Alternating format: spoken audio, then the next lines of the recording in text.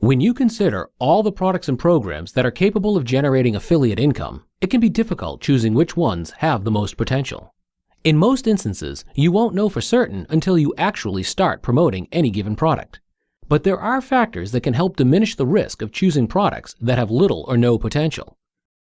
First and foremost, you need to establish whether or not there's even a viable demand for a product.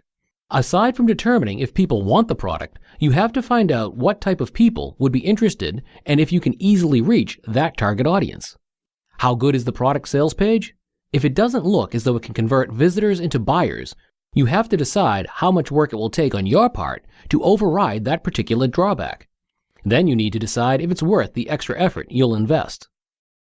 Overall, you have to decide whether the website will help or hinder your ability to make sales. Go with your instincts.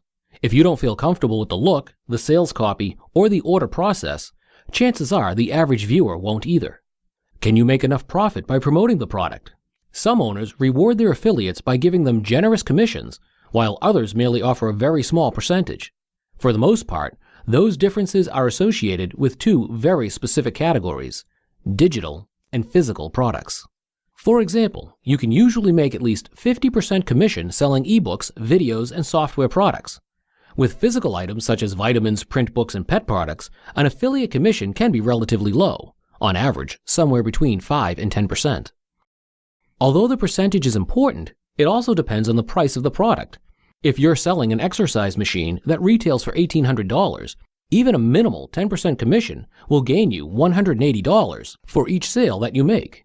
On the other hand, if you're an affiliate for Amazon, you'll be dealing with items that most often carry a very low sales price.